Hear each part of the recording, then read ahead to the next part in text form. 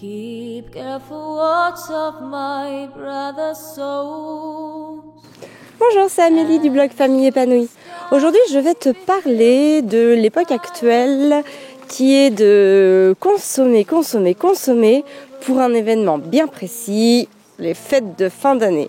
Alors ça peut être un moment un peu de stress, un peu anxiogène quand on est dans une optique minimaliste, quand on fait attention à ses dépenses, quand on veut pas de superflu chez soi. Et puis c'est aussi un moment où les enfants, et puis même les adultes d'ailleurs, ont beaucoup de choses qui arrivent chez soi de manière générale.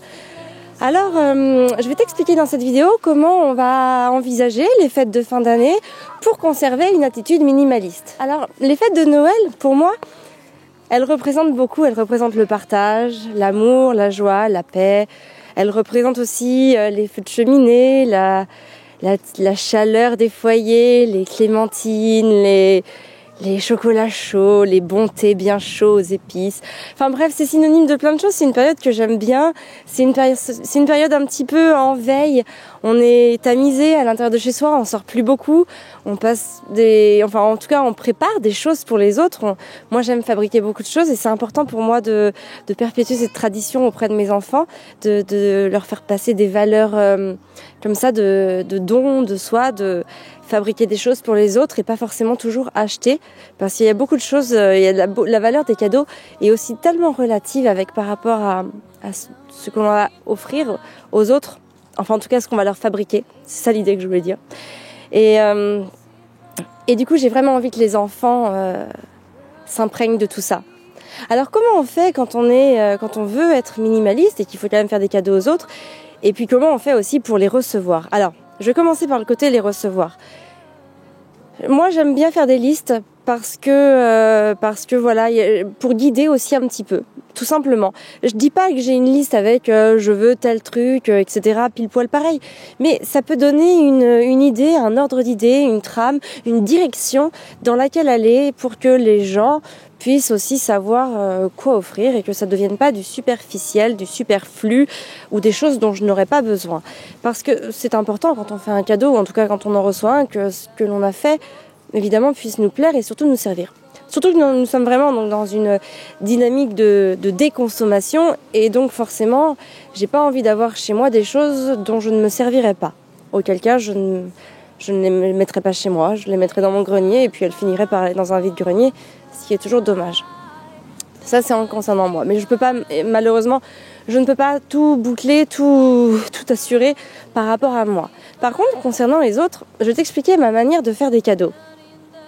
En fait, pour faire des cadeaux aux autres, déjà, j'ai une notion qui est très importante en tête. C'est que je ne fais pas un cadeau pour me faire plaisir, mais je fais un cadeau pour que cela fasse plaisir à la personne qui le reçoit. Et j'ai souvent observé que bon nombre de cadeaux sont faits par les personnes, mais elles se font plaisir avant tout. Alors, en fait, je vais m'expliquer un peu plus. Quand je dis ça, ça veut dire que quand je fais un cadeau, je pense à l'utilité que va en avoir la personne. Je pense à ce qu'elle va pouvoir faire avec, par rapport à ses valeurs. Parce qu'évidemment, il y a un peu de soi dans un cadeau. On a aussi envie d'y mettre une touche personnelle. Mais on peut mettre une touche personnelle tout en allant dans l'ordre d'idées, dans la direction de la personne qui va le recevoir. Je vais te donner un exemple tout bête, mais tu vas pas offrir un pot de miel à une personne végane. Parce que même si c'est un bon petit miel qui a été fait par un petit apiculteur du coin, ça n'ira pas, elle ne le mangera pas, ce sera pas dans son ordre d'idée. Donc il faut faire attention au principe, à ce qu'aime la personne qui va le recevoir. Et en fait, moi, j'essaye vraiment, en tout cas, de faire attention quand j'offre un cadeau, que ça puisse réellement plaire, même si parfois j'y mets une touche personnelle. Je veux quand même que ce que je vais offrir va réellement plaire à la personne.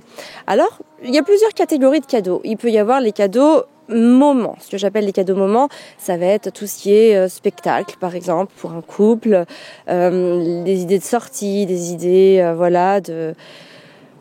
des moments. Donc, principalement, des spectacles ou des divertissements ou des concerts ou des choses comme ça. Et puis, il va y avoir aussi tous les moments, mais du coup plus personnalisés. Par exemple, pour un couple qui vient d'avoir un bébé, je peux très bien offrir un cours de massage de bébé.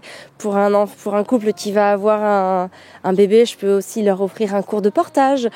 Voilà, il y a vraiment tous ces moments-là. Par exemple, pour un homme ou une femme, ça peut être un massage, un cours de couture, un cours d'onologie. Enfin, il y a tous ces moments-là qui ne produisent zéro déchet, qui sont vraiment des instants qui ne viennent pas encombrer le quotidien et qui peuvent vraiment servir à la personne et en plus lui faire découvrir des choses. Donc ça, c'est toujours assez intéressant. Et puis, il y a aussi tout ce que je vais fabriquer. Par exemple, je peux fabriquer une petite boîte à couture. Et là, du coup, je choisis la boîte, je choisis les objets qui vont dedans, je choisis beaucoup de choses, je mets beaucoup d'amour dans mon cadeau. Et tout ça, je prends plaisir à faire ce petit cadeau. Et la personne qui le reçoit sera d'autant plus contente de le recevoir que je m'y serai réellement impliquée. Donc ça, c'est toujours intéressant. Il y a par exemple, offrir un petit bocal de 7 à cookies, de pot de pâte à tartiner. Enfin, voilà, on peut offrir pas mal de choses qui vont vraiment servir. Et puis il y a évidemment toutes les choses que les gens ont besoin. Ça peut être un habit, un objet, ça peut être quelque chose qu'ils ont réellement besoin et du coup ils ont exprimé ce besoin. Donc clairement on répond aussi à ce besoin. Mais en tout cas ce que je veux dire c'est que je ne vais pas faire un cadeau pour faire un cadeau. Et en général sur l'année, sur les mois qui précèdent Noël ou un anniversaire ou une fête, je fais attention, j'essaie d'observer ce qu'aiment les gens. J'essaie aussi de connaître les gens et de les observer à travers mon œil pour pouvoir capter des petites choses et pour au moment où je vais leur faire une attention, pouvoir leur faire une attention juste, quelque chose qui va venir les toucher. Et ça c'est très important et en plus en observant les gens on apprend à mieux les connaître, à percevoir certaines subtilités et ça nous rapproche aussi. Il n'y a pas besoin de communication, il n'y a pas besoin de parler, il n'y a pas besoin de dialogue, mais cette petite observation va nous rendre plus proches de toutes ces personnes. Et c'est beau d'être proche des gens que l'on aime, surtout en ces périodes de fin d'année où il y a des belles valeurs quand même qui sont véhiculées et qui sont à mon sens les plus importantes. Parce que là on parle beaucoup de consommation, d'achat de cadeaux, etc. Mais n'oublions pas d'être simplement avec les gens, prenons le temps d'aller voir les gens qu'on aime, c'est déjà aussi très très important et passer ces moments-là en famille et en faisant abstraction parfois des petits différends qu'on peut avoir, c'est toujours des moments très très beaux. Voilà ce dont je voulais te parler pour cette vidéo. Tu peux t'abonner à notre chaîne parce que la semaine prochaine, je vais parler des listes que j'ai faites pour les enfants. Elles sont quasiment finies, les 3. Donc ça peut être intéressant pour toi, même si c'est pas ton premier enfant, parce que justement, nous on a la problématique du 2e et 3e enfant. Donc ça fait 3 fois qu'on a un enfant, un nouveau-né. Donc qu'est-ce qu'on peut lui offrir pour la 3e fois sans multiplier les objets identiques? Donc je vais te parler de tout ça dans mes listes que je vais te sortir. Donc je ferai 3 vidéos. Une pour l'âge de Constance, à peu près, donc 0-1 an, une pour l'âge de Gaspard, donc 18 mois, 2 ans et demi, et puis une pour l'âge d'Arthur, environ, donc 5 ans.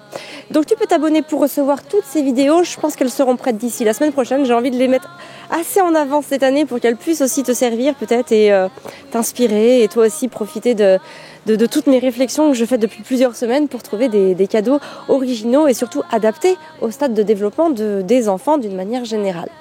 Voilà, tu peux aimer et partager la vidéo et puis bien sûr, tu peux aimer la vidéo, ça me fera plaisir. Voilà, sur ce, je te souhaite une très belle journée. Prends soin de toi et de tes enfants.